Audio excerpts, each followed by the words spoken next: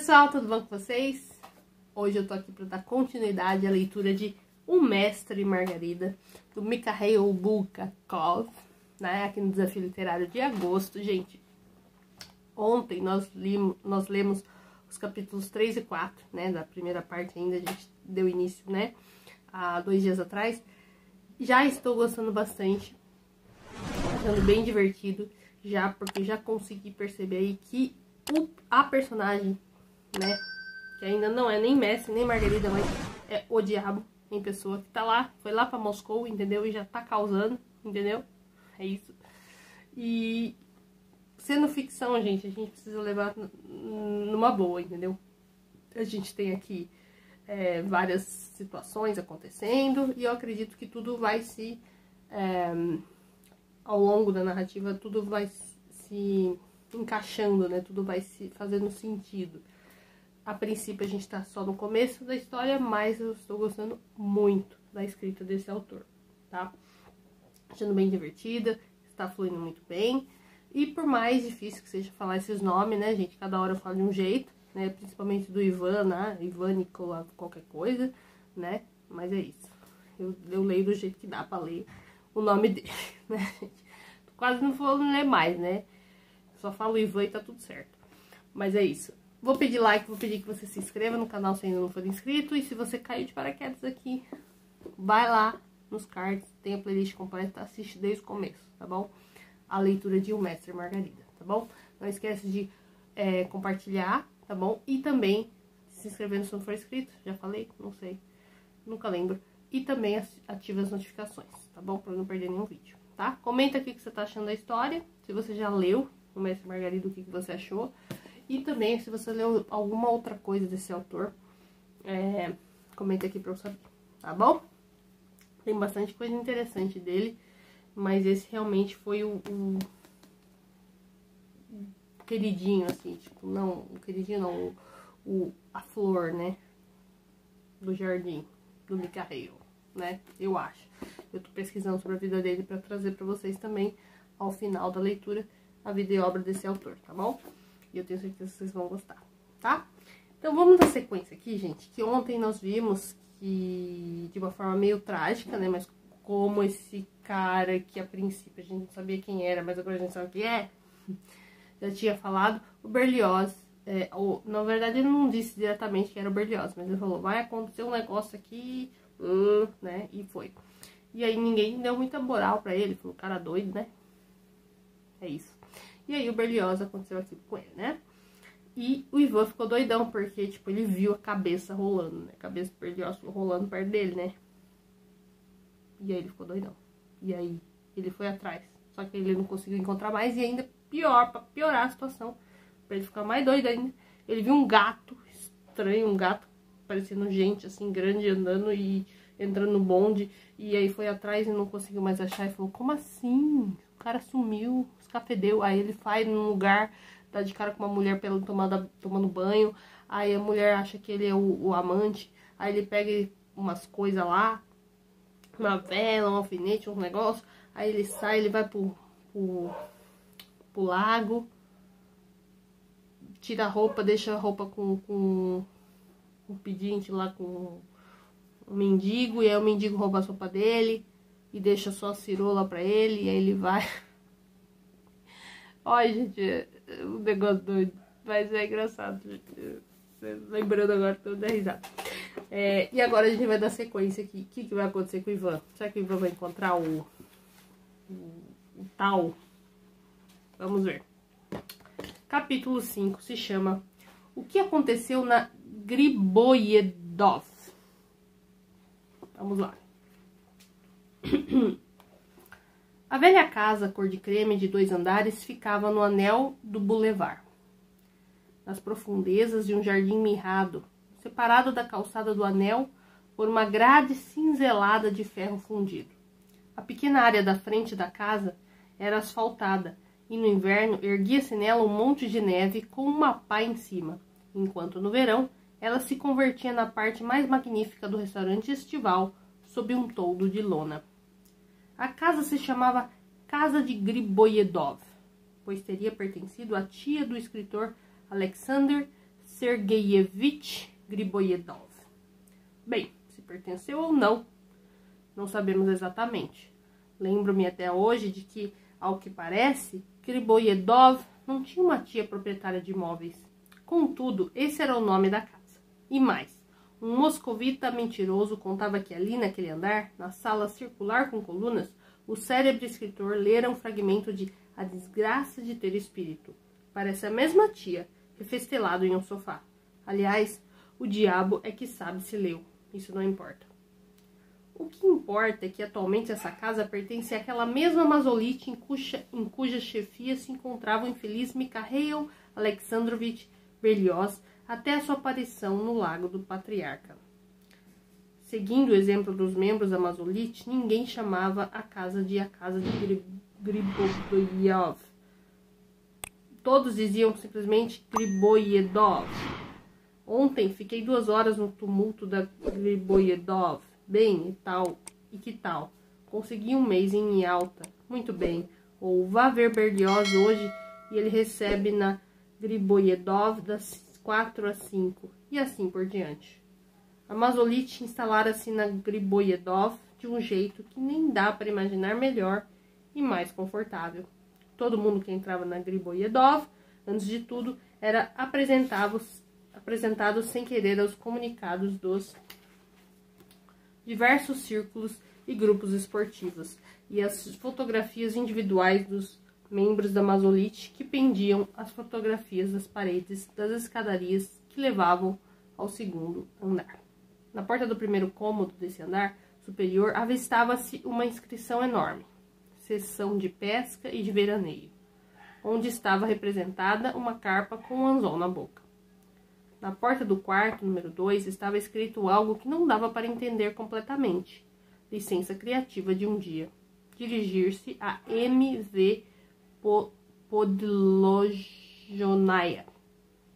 A porta seguinte trazia uma inscrição breve, porém já não totalmente incompreensível. Pereligno. Depois, os olhos do visitante casual da Griboyedov começavam a correr pelas inscrições que cobriam as portas de nogueira da tia. Inscrever-se para a fila do pão com Poklovikna. Caixa. Contas pessoais de autores de sketch. Cortando a fila mais comprida, que começava lá embaixo na portaria, era possível ver uma inscrição na porta que regurgitava de gente o tempo todo. Questão habitacional. Atrás da questão habitacional, abria-se um cartaz suntuoso no qual estava representado um penhasco, por cuja crista ia um cavaleiro de capa de feltro com uma espingarda no ombro. Abaixo, palmeiras e um balcão, e no balcão um jovem de topete, sentado, contemplando algum lugar no alto, com olhos muito decididos, segurando na mão uma caneta tinteiro. Inscrição: férias criativas completas de 2 semanas. Conto novela. Há 1 ano. Romance, trilogia. Yalta. Sukso. Borovoye. Tsikzdiriziri. Makhrindaljuri. Leningrado. Palácio de Inverno. Nessa porta também tinha fila, mas não desmedida. Umas 150 pessoas. Depois se seguiam, obedecendo às caprichosas curvas, subidas e descidas da casa de Griboyedov. Direção da Masolite. Caixas número 2, 3, 4 e 5. Conselho editorial, presidente da Masolite. Bilhar. Diversas instituições auxiliares e, finalmente, aquela mesma sala com colunata na qual a tia se deleitara com a comédia do sobrinho genial. Qualquer visitante, desde que não fosse, naturalmente, uma besta, ao ir parar na Griboyedov, percebia imediatamente como era boa a vida dos felizes membros da Masolite, e uma inveja negra começava a dicerá-lo, sem demora. E sem demora, ele dirigia aos céus amargos reproches por não ter sido agraciado com talento literário de nascença, sem o que, naturalmente, não havia nem como sonhar em possuir a carteira de membro da Masolite, castanha, cheirando a couro caro, com uma faixa dourada larga, uma carteira que toda Moscou conhecia. Quem vai dizer o que for em defesa da inveja? É um sentimento de categoria sórdida, mas, em todo caso, é preciso se colocar na situação do visitante. Pois o que ele viu no andar de cima não era tudo, e estava longe de ser tudo. Todo o andar de baixo da casa da tia era ocupado por um restaurante. E que restaurante! Com justiça, era tido como um dos melhores de Moscou. E não apenas porque estava instalado em 2 grandes salas com teto em abobada, com uma pintura de cavalos de cor lilás e de crina síria. Não apenas porque em cada mesinha havia uma luminária coberta por um chale.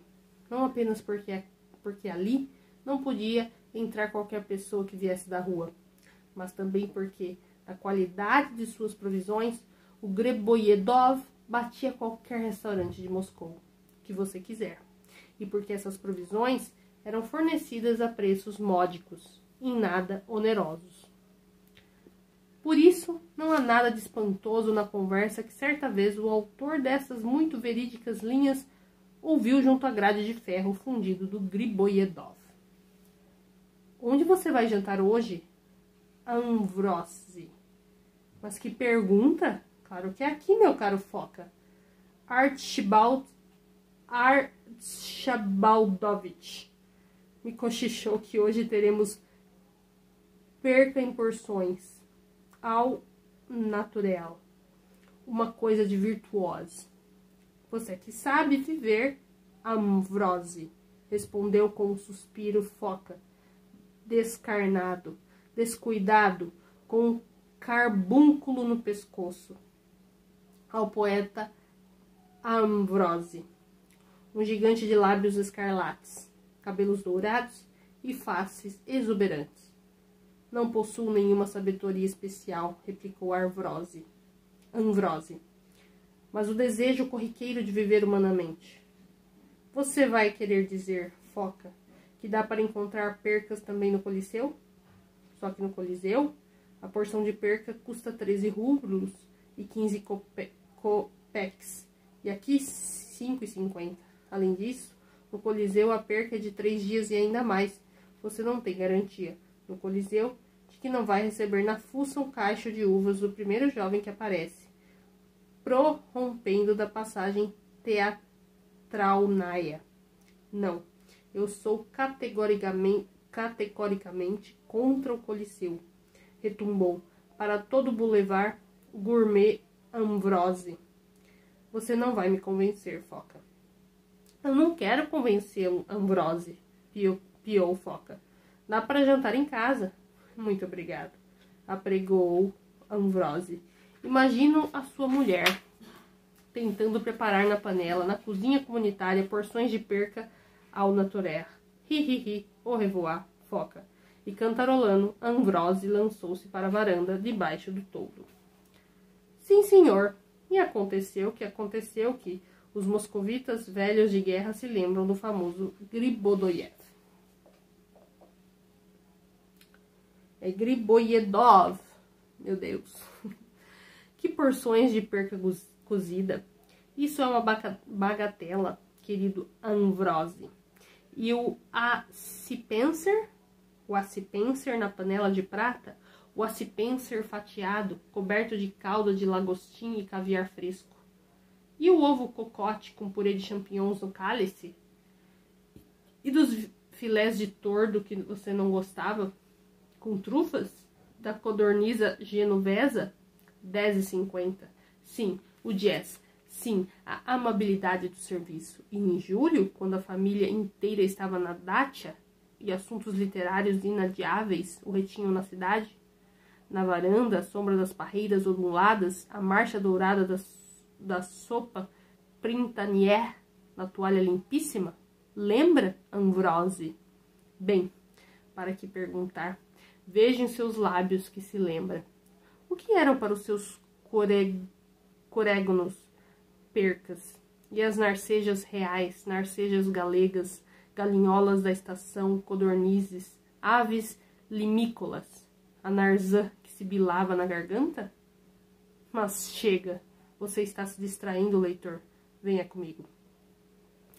Às 10h30 daquela noite, enquanto Berlioz parecia no Patriarca, no andar de cima da Griboyedov, apenas um quarto estava iluminado, no qual penavam 12 literatos, concentrados para uma reunião e aguardando Mikhail Alexandrovich.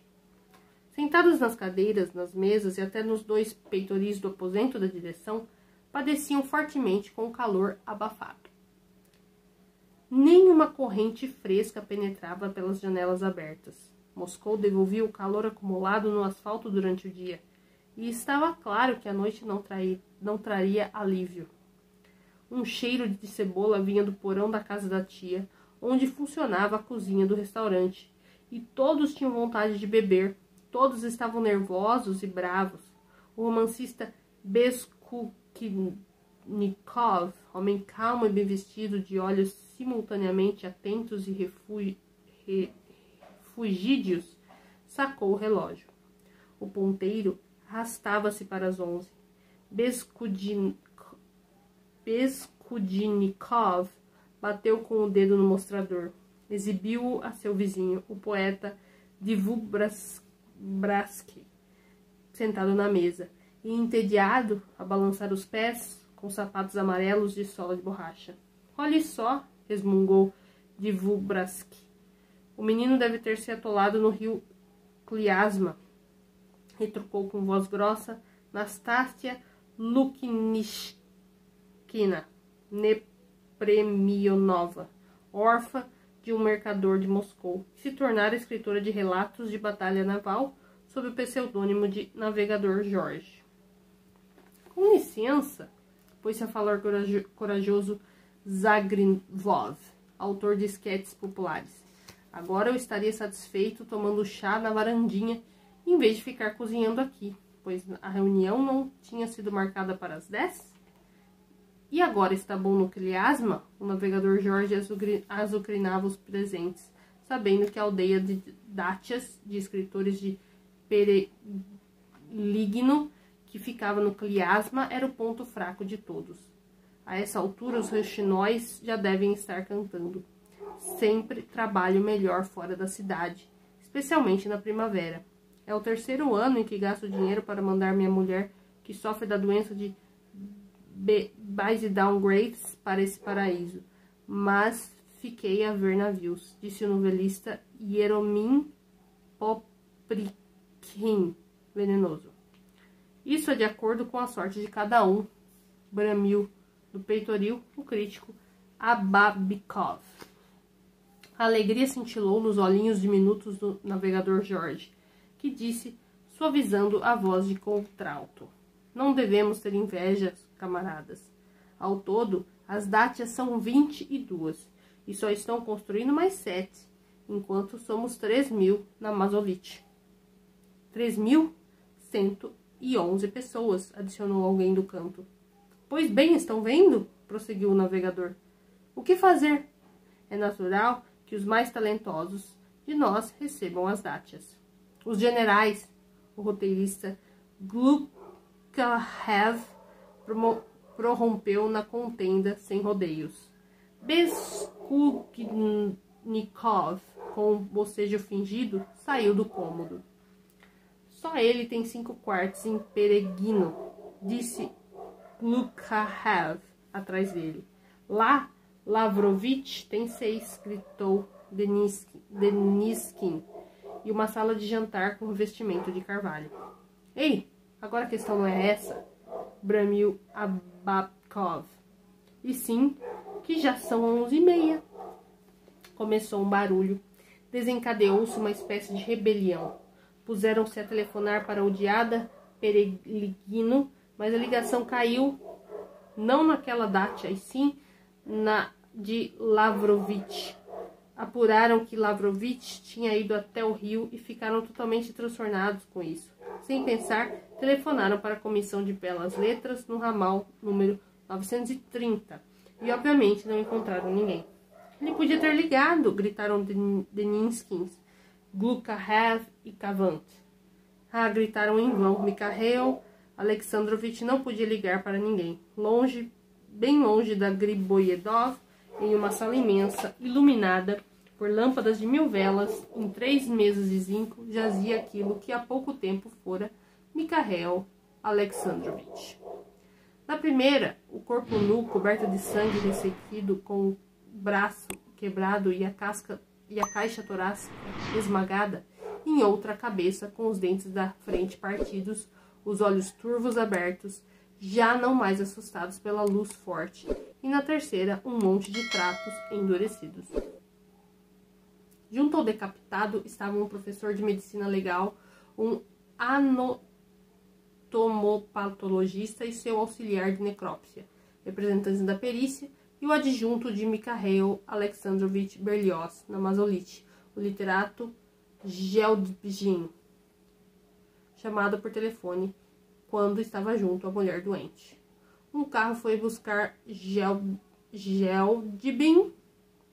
e, em primeiro lugar, junto com a perícia, conduziu.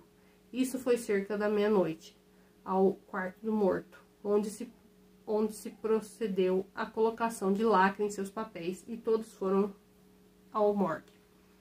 E agora, os que estavam junto aos restos do defunto deliberavam o que seria melhor fazer: costurar a cabeça cortada ao pescoço ou expor o corpo no salão de Griboyedov, simplesmente cobrindo o falecido hermeticamente com um pano preto até o pescoço? Não, Mikhail Alexandrovich não tinha como ligar para ninguém, e a indignação a gritos de Deninsky, Bulgakov e Kavant com Beskudnikov eram completamente inúteis. À meia-noite em ponto, todos os 12 literatos abandonaram o andar de cima e desceram para o restaurante. Daí, novamente voltaram a se referir a Mikhail Alexandrovich, com palavras pejorativas. Todas as mesinhas da varanda naturalmente já estavam ocupadas e tiveram que jantar dentro das suas salas belas, porém abafadas. E à meia-noite em ponto, na primeira delas, algo espocou, tilintou, espalhou-se, saltitou, e imediatamente uma voz masculina soltou um grito desesperado, ao som da música Aleluia. Era o ataque do famoso jazz da Griboyedov. Os rostos cobertos de suor, como que se iluminaram, os cavalos desenhados no teto davam a impressão de ganhar vida. A luz das lâmpadas parecia se intensificar, e de repente, como se rompessem as amarras, ambas as salas caíram na dança, e em seguida também a varanda. Glukarev caiu na dança com a poeta Tamara Polumiesiets, Kavant caiu na dança, o romancista Jukopov caiu na dança com uma atriz de cinema de vestido amarelo. Dançavam Dragunsky, Chesdaksty, o pequeno Deninsky com a gigantesca navegador George. Dançava a bela arquiteta Semeyekina Gal, agarrada com força por um desconhecido com calças brancas de aniagem. Dançavam os de lá e os convidados, moscovitas e forasteiros, o escritor Jonan de Kronstadt, um certo Vitya Kufikt e Roscov, ao que parece diretor cênico com uma impingem lilás por toda a face. Dançavam os mais eminentes representantes da divisão da poesia de Mazolite, ou seja, Pavianov, Bogoslsky, Sladky, Shipkinkin e a Delfina Buzdiak. Esses nomes são demais, gente. Dançavam jovens de profissão ignorada com o cabelo cortado, rente a enchimento nos ombros. Dançava um senhor muito idoso de barba, na qual ficara preso um pedacinho de cebola verde. Dançava com ele uma moça doentia, devorada pela anemia, de vestido de seda laranja amarfanhado. Derretendo de suor, os garçons carregavam acima das cabeças canecas de cerveja transpirando e gritavam com a voz rouca e com ódio: "Desculpe, cidadão." E em algum lugar, com um megafone, uma voz comandava: "Karksky, 1, Zubronska, 2, Flak Gospodarsky." A voz aguda já não cantava, e sim ulalava, aleluia. O estrondo dos pratos dourados do jazz, por vezes, encobria o estrondo da louça que as lavadoras mandavam para a cozinha por um plano inclinado. Em suma, O inferno. E à meia-noite surgiu um espectro nesse inferno. Saiu à varanda um belo homem de olhos negros, barba pontiaguda e fraque, e com um olhar majestoso contemplou seus domínios. Diziam os místicos, que houve um tempo em que o belo não usava fraque, e sim um largo cinturão de couro, no qual se sobressaíam as coronhas de pistolas, e seus cabelos de asa de corvo eram atados com uma seda escarlate, e navegava pelo mar das Caraíbas, sob seu comando um brigue com uma bandeira negra sepulcral e uma caveira. Mas não. Mentem os místicos sedutores. Não existem mar das Caraíbas. Ali não navegam filibusteiros desesperados.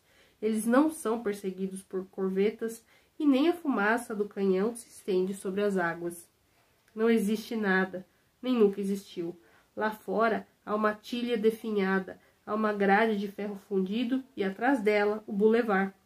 E o gelo se funde no balde, e nas mesas vizinhas vêem-se os olhos bovinos injetados de sangue. E é terrível, terrível. Oh, deuses, meus deuses, quero veneno. E de repente, de uma mesa, ergueu-se a palavra. Berlioz! O jazz se desfez e silenciou de repente, como se alguém tivesse o golpeado com o punho. O quê? Berlioz? E se puseram a saltar e se puseram a gritar.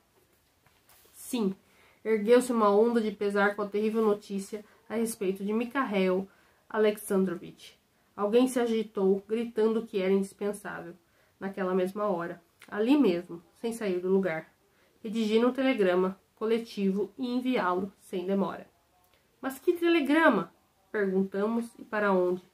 E por que enviá-lo? Realmente para onde? E por que precisa de um telegrama aquele cuja nunca achatada estava agora sendo apertada pelas mãos de borracha do auxiliar de necrópsia, cujo pescoço agora era picado pelas agulhas curvas do professor? Estava morto e não precisava de nenhum telegrama. Tudo se acabara. Não vamos mais sobrecarregar o telégrafo. Sim, morto. Mas nós estamos vivos, não? Sim, uma onda de pesar se erguera.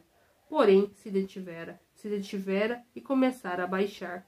E alguém já regressara à sua mesa. E primeiro, de forma furtiva, e depois abertamente, bebia uma vodiquinha e petiscava. Realmente, por que deixar estragar os croquetes de frango? De voléu? Como vamos ajudar Mikhail Alexandrovitch? Ficando com fome? Mas nós estamos vivos. Naturalmente, o piano foi trancado à chave. O jazz se dispersou. Alguns jornalistas partiram às redações para escrever o necrológio. Soube-se que Geldibin chegara da morgue. Instalou-se no escritório do defunto em cima e imediatamente correu o boato de que ele substituiria Berlioz. Geldibin convocou do restaurante todos os 12 membros da diretoria e, na reunião iniciada com urgência no escritório de Berlioz, procederam à discussão das questões improteláveis da decoração da sala de colunas da Griboyedov, do translado do corpo da morgue para aquela sala, da abertura do acesso a ele e outras coisas ligadas à lamentável ocorrência. E o restaurante vivia sua habitual vida noturna, e a teria vivido até o fechamento, ou seja, até as 4 da manhã, se não tivesse acontecido algo completamente fora do comum, que chocou os clientes muito mais do que a notícia do falecimento de Berlioz. Os primeiros a se inquietar foram os cocheiros que serviam no portão da casa de Griboyedov.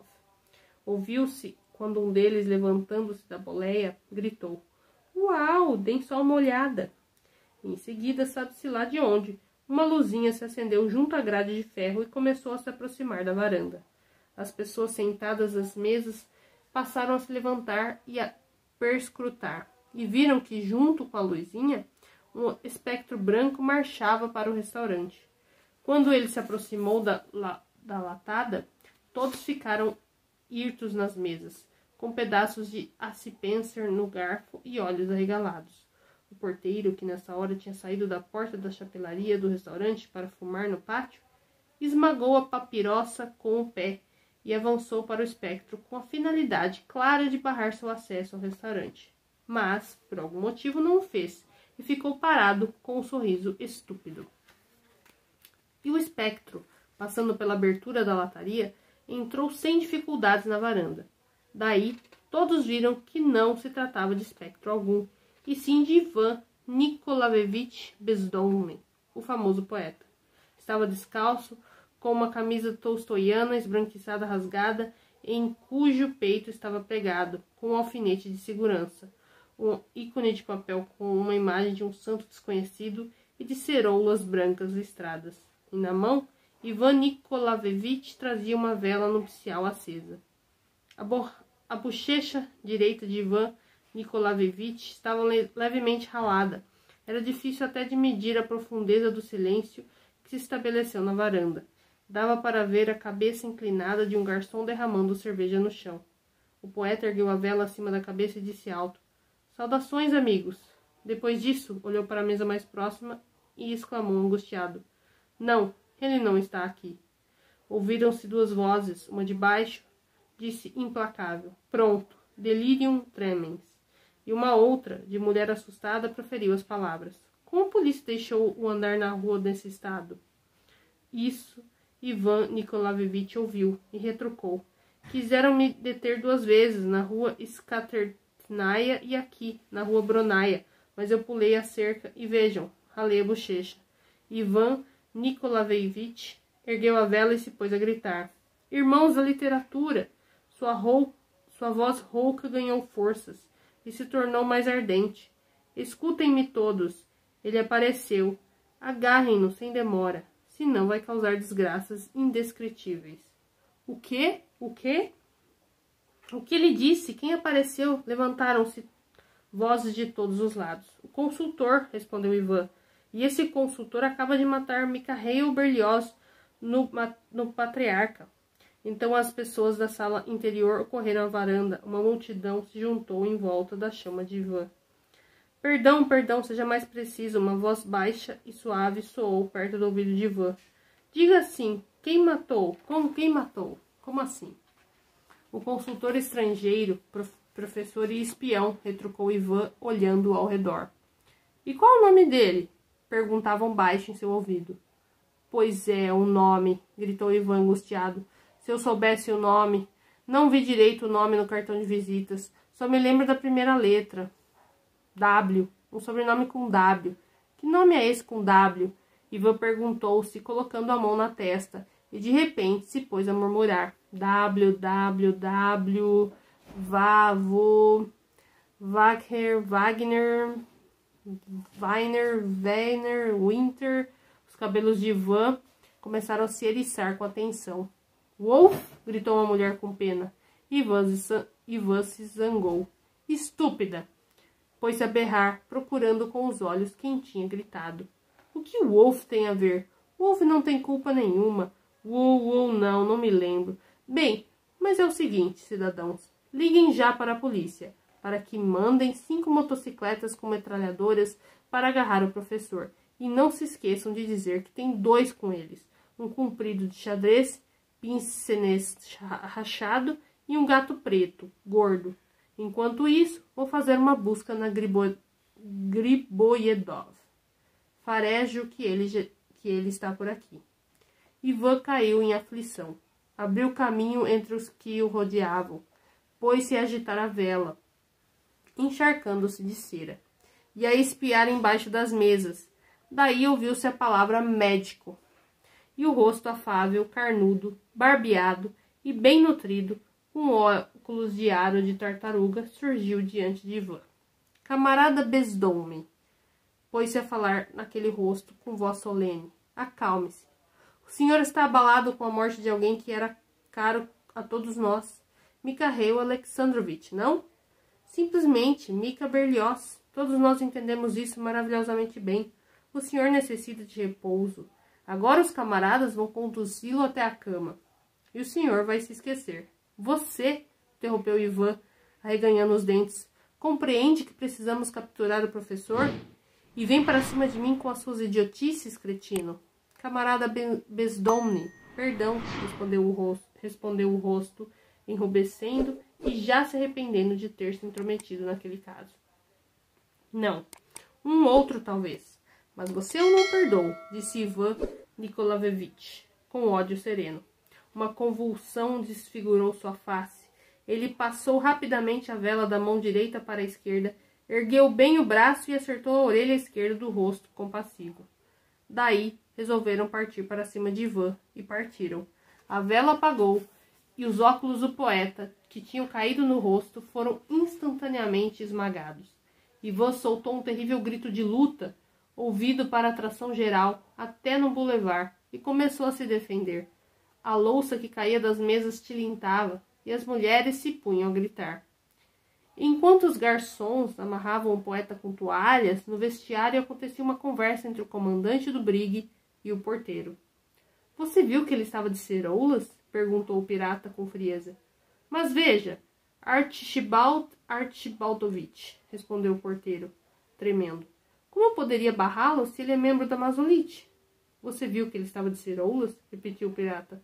— Perdão, Archibaldovitch, disse o porteiro, ruborizando. — Mas o que eu podia fazer? Entendo que há damas na varanda. — As damas não são o caso. Para as damas dá na mesma, respondeu o pirata, literalmente fulminando o porteiro com os olhos. Mas para a polícia não dá na mesma. Uma pessoa só pode andar pelas ruas de Moscou de roupa de baixo em um caso, se estiver acompanhado da polícia e só para um lugar, a delegacia de polícia. E você, se é um porteiro, deve saber que, ao ver uma pessoa assim, tem o dever, sem demorar um segundo, de começar a apitar. Você está escutando? Está escutando o que acontece na varanda? Daí o porteiro, atordoado, ouviu vaias, barulhos de louça e gritos femininos vindos da varanda. — O que fazer contigo por causa disso? Perguntou o flibusteiro. A pele do rosto do porteiro adquiriu uma coloração de tifo e os olhos morreram. Teve a impressão de que os cabelos negros, agora penteados com uma risca, estavam cobertos por uma seda cor de fogo. Peitilho e fraque desapareceram, e no cinto surgira a coronha de uma pistola. O porteiro se imaginou no mastarel da Gávea. Seus olhos viam sua própria língua de fora e a cabeça sem vida, caída sobre o peito. E até chegou a ouvir a água batendo na margem. Os joelhos do porteiro se dobraram. Mas daí o flibusteiro teve pena dele e apagou o olhar penetrante. — Fique de olho, Nikolai. É a última vez. Não precisamos desse tipo de porteiro no restaurante. Você vai virar vigia de igreja. Tendo dito isso, o comandante deu ordens precisas, claras e rápidas. O pantelei do bar, um policial, a ata, um carro, para a clínica psiquiátrica, e acrescentou: apite. Em um quarto de hora, o público, excepcionalmente pasmado, não apenas do restaurante, mas também do boulevard e das janelas das casas que davam para o jardim do restaurante, viu o pantelei, o porteiro, um policial, um garçom e o poeta Ruikin carregando pelos portões da Griboyedov um jovem enfaixado como um boneco, que, banhado em lágrimas e cuspindo, fazia de tudo para acertar exatamente Ruikin, gritando para todo o boulevard: Calhorda! Calhorda! O chofer do caminhão pôs o motor a funcionar. Com o rosto feroz, a seu lado, o cocheiro atiçou o cavalo, batendo em sua garupa com as rédeas lilás e gritando: Vamos comigo! Já levei antes para a clínica psiquiátrica. Ao redor, a multidão zumbia, debatendo a ocorrência sem precedentes. Em suma, foi um escândalo objeto, inóbio, lascivo e porco, que só terminou quando o caminhão levou para fora dos portões da Griboyedov o infeliz Ivan Nikolaevich, o policial, Panteliei e Ruikin. E aqui a gente termina o capítulo 5. Vocês viram que Ivan, né, gente, foi pra clínica de doido, porque é o que ele parecia, né, gente? Ninguém ia acreditar nele mesmo, né, que o outro tá doido. Vamos ver aqui, capítulo 6, esquizofrenia, como foi dito. Vamos lá. Era 1h30 da manhã, quando na recepção da célebre clínica psiquiátrica, erigida há pouco nos arredores de Moscou, à margem do rio, entrou o homem de barbicha pontiaguda, paramentado de jaleco branco. 3 auxiliares não desviavam os olhos de Ivan Nikolaevich, que estava sentado em um divã. Ali também se encontrava o poeta Ryukin, extremamente agitado. As toalhas com que Ivan Nikolaevich tinha sido amarrado formavam um monte desse mesmo divã. As mãos e os pés de Ivan Nikolaevich estavam livres. Ao ver o recém-chegado, Ryukin empalideceu, tossiu e disse, tímido: "Olá, doutor." O doutor fez uma mesura para Ryukin, olhando para ele e para Ivan Nikolaevich. Este estava sentado, completamente imóvel, com uma cara brava e senho carregado, e nem se mexeu à entrada do médico. "Pois bem, doutor." Por algum motivo, Ryukin pôs-se a cochichar, dissimulado, fitando Ivan Nikolaevich de forma assustada. "Esse é o famoso poeta Ivan Bezdomny? Bem, veja, temos medo de que seja delirium tremens." "Bebeu muito?" perguntou o doutor entre dentes. "Não, deu uma bebida, mas não tanto que..." "Saiu atrás de baratas, ratazanas, diabinhos ou cães vadios?" "Não," respondeu Ryukin trêmulo. "Eu ouvi ontem, e hoje de manhã estava totalmente saudável." "E por que está de ciroulas? Foi tirado da cama?" "Doutor, ele chegou ao restaurante nesse estado." Aham, disse o doutor muito satisfeito. "E por que as escoriações? Brigou com alguém?" "Caiu da cerca, depois no restaurante. Bateu em um, depois em outro." Sim, disse o doutor. E virando-se para Ivan, acrescentou: "Olá?" "Saudações, sabotador," respondeu Ivan, raivoso e alto. Ryukin ficou tão confuso que não ousava erguer os olhos na direção do polido doutor. Esse, porém, não se ofendeu nem um pouco, e com um gesto costumeiro e hábil, tirou os óculos, levantou a aba do jaleco, guardou-as no bolso traseiro da calça e então perguntou a Ivan: "Quantos anos o senhor tem?" "Podem ir todos para o diabo, francamente," gritou Ivan, rude, e virou as costas. "Por que o senhor está zangado? Por acaso eu lhe disse algo desagradável?" "Tenho 23 anos, disse Ivan excitado, "e vou prestar queixa contra todos, especialmente contra você, seu piolho." Dirigiu-se a Ryukin à parte. "E o senhor deseja prestar queixa de quê?" "Que eu, uma pessoa saudável, fui agarrado e arrastado à força para uma casa de loucos," respondeu Ivan em sua ira. Nessa hora, Ryukin olhou para Ivan e enregelou. Decididamente não havia loucura alguma naqueles olhos. De turvos, como estavam na Griboyedov, haviam se convertido em desanuviados, como anteriormente. "Meu pai?" pensou Ryukin, assustado. "Então ele é mesmo normal? Que asneira, realmente, porque nós o arrastamos para cá? É normal, só arranhou o focinho." "O senhor se encontra," disse o médico, calmo, sentado-se em um banquinho branco de pé reluzente, "não em uma casa de loucos, mas em uma clínica, onde ninguém vai detê-lo se não houver necessidade." Ivan Nikolaevich fitou-o de esguelha, desconfiado, mas mesmo assim resmungou: "Glória a vós, senhor. Finalmente encontro normal entre idiotas, dos quais o primeiro é esse imbecil, essa nulidade de Sashka." "Quem é essa nulidade de Sashka?" inquiriu o médico. "Ei-lo, Ryukin," respondeu Ivan Nikolaevich, apontando o dedo sujo na direção de Ryukin. E este ardeu de indignação. "Eis o meu agradecimento," pensou amargo. "Isso por ter tido compaixão por ele. Realmente, que rebotalho. Um culaquezinho, típico em sua psicologia." Pôs-se a falar Ivan Nikolaevich, que, pelo visto, estava a fim de desmascarar Ryukin. "E além disso, um culaquezinho que fica se disfarçando cuidadosamente de proletário. Olhe para sua fisionomia contrita e escute os versos sonoros que ele escreveu para o 1º de maio. Erguei-vos, desenvolvei-vos. Mas, se for olhar para dentro dele, o que ele pensa? Vai se espantar." E Ivan Nikolaevich soltou uma gargalhada sinistra. Ryukin respirava pesadamente. estava vermelho e só pensava numa coisa: que acalentara uma serpente no peito, que tivera compaixão por alguém que se revelara na verdade um inimigo raivoso. O pior é que não podia fazer nada. Como brigar com um doente mental? E por que propriamente o senhor foi trazido até nós? Perguntou o médico, que ouvira com atenção as invectivas de Bezdome.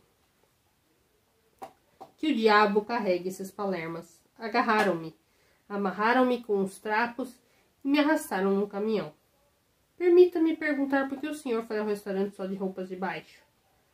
Isso não tem nada de assombroso, respondeu Ivan. Fui nadar no rio de Moscou, mas levaram a minha roupa e me deixaram essa porcaria. Eu ia sair nudo por Moscou, vesti o que tinha, pois estava com pressa de chegar ao restaurante, ao Griboyedel.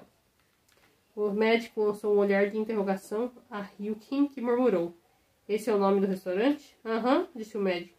E por que estava com pressa? Alguma reunião de trabalho? Estava no encalço do consultor, respondeu Ivan Nikolaevich, olhando com angústia ao redor. Que consultor? O senhor conhece Berlioz? Perguntou Ivan de forma significativa. É o compositor? Ivan se zangou. Que compositor o quê?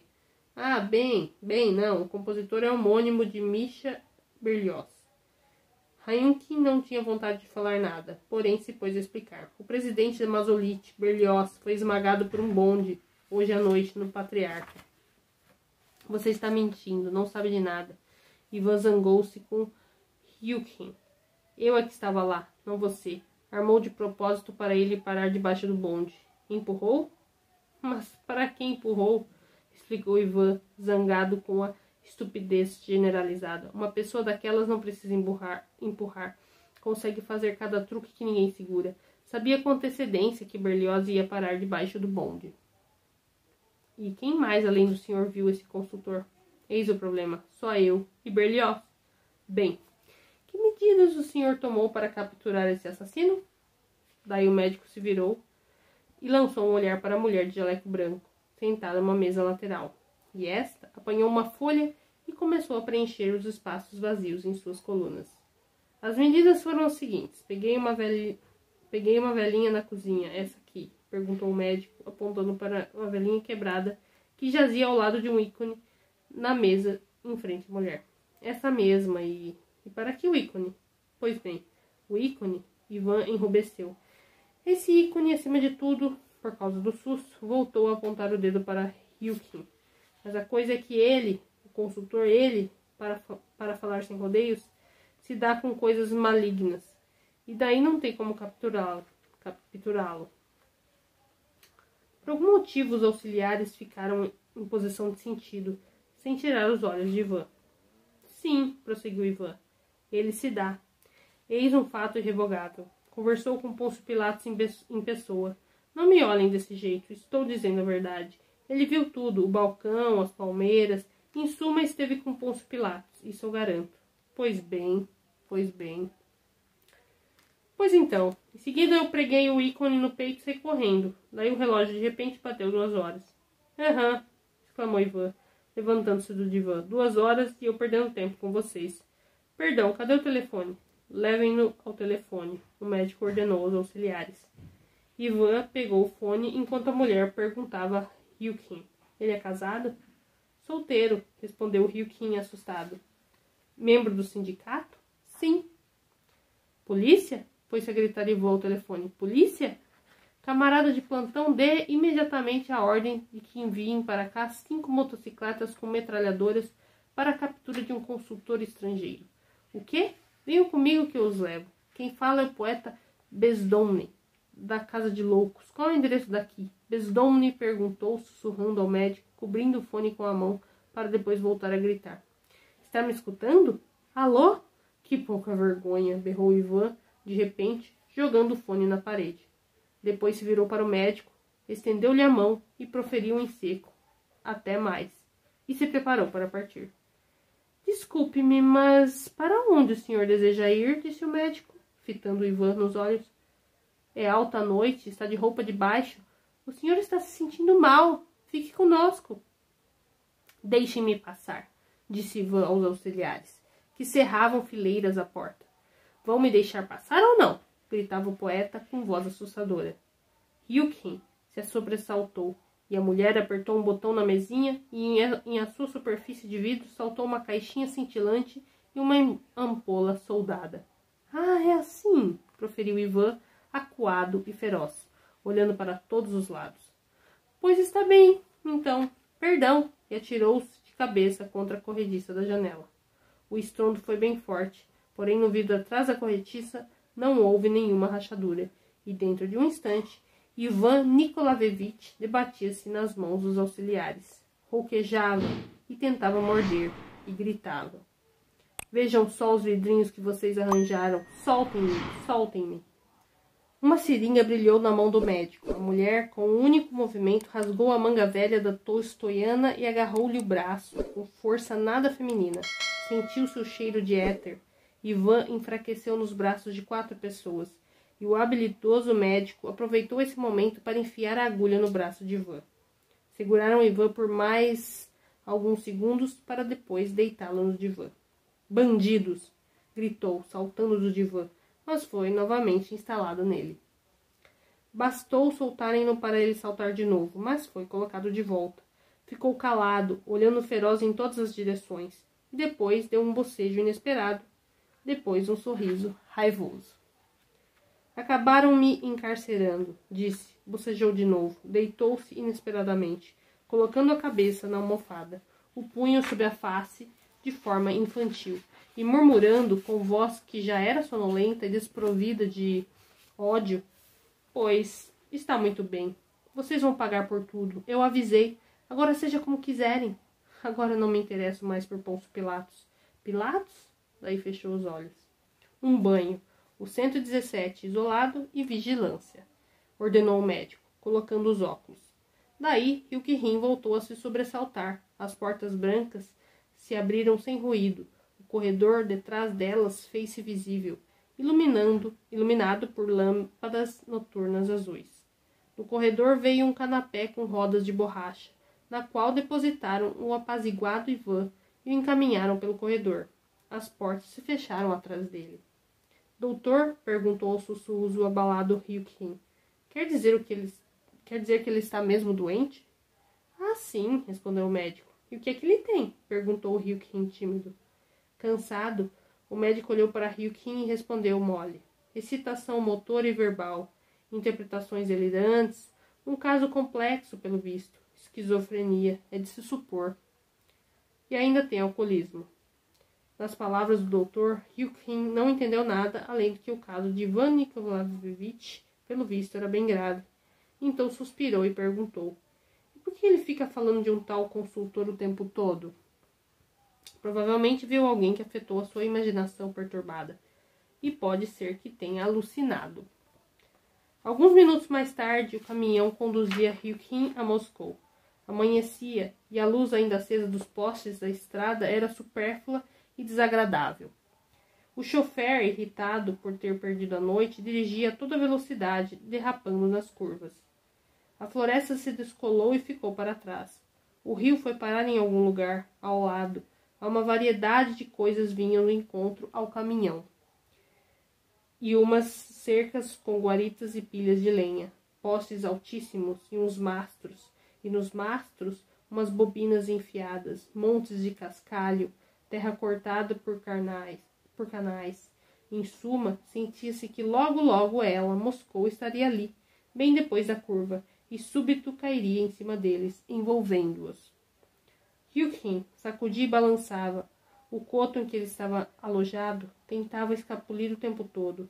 As toalhas do restaurante, largadas pelo policial e por Pantelinei, que haviam regressado mais cedo, de trolebus, corriam pela plataforma inteira.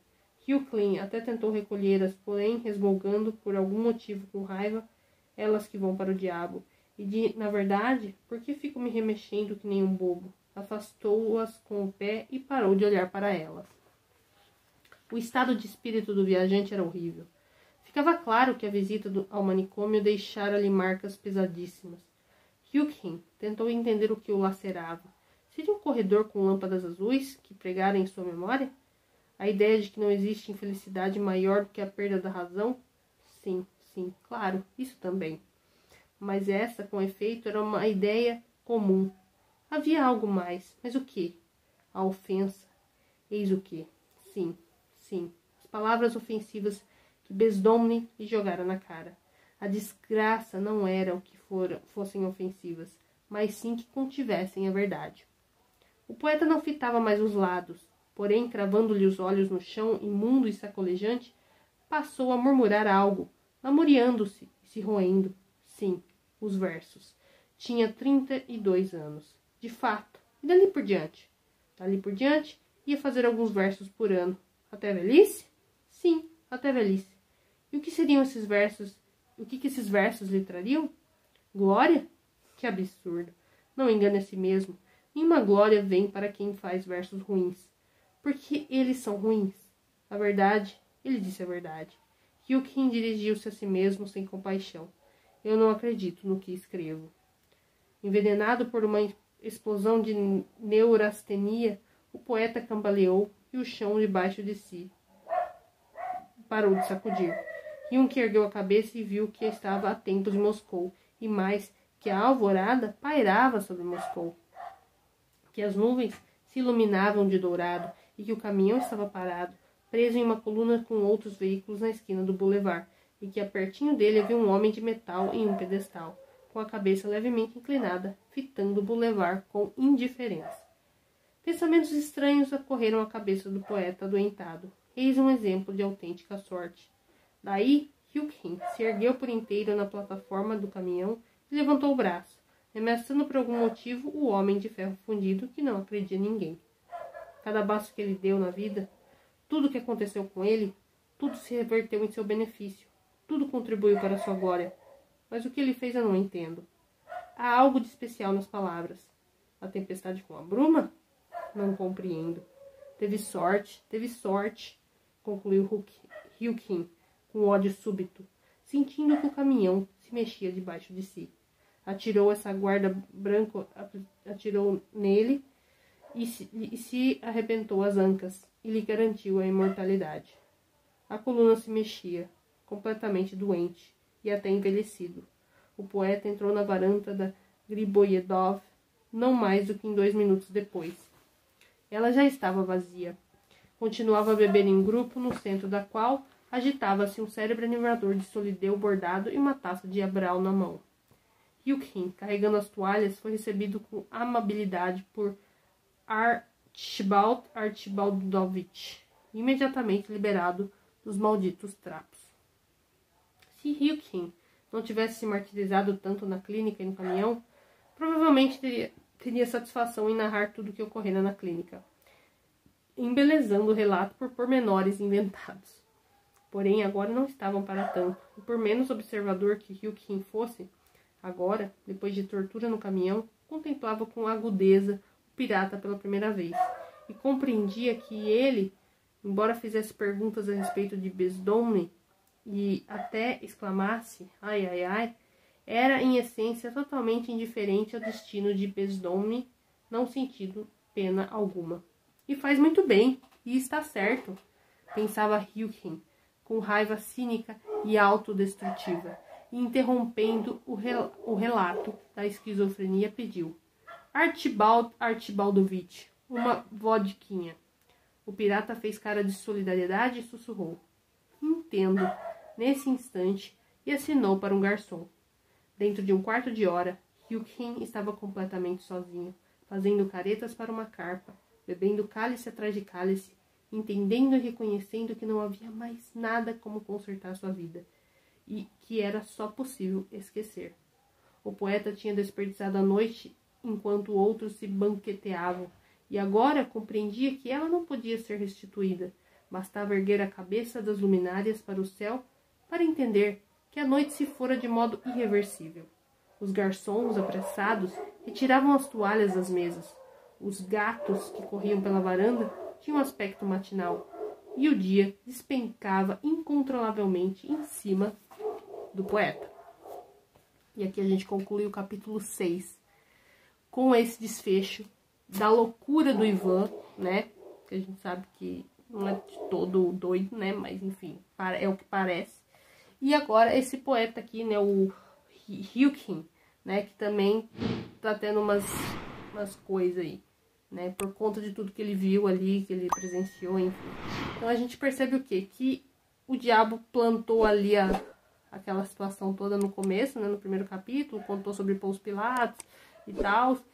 E aí a gente tá vendo várias situações acontecendo aqui, né? A gente já tá indo pro 7º capítulo. E a gente está vendo que aconteceu muita coisa. E tudo por conta, né, daquela situação inicial lá que a gente teve. E eu tô achando o máximo isso aqui. Que aventura, que coisa doida. Tô adorando isso aqui. Tá fluindo muito bem.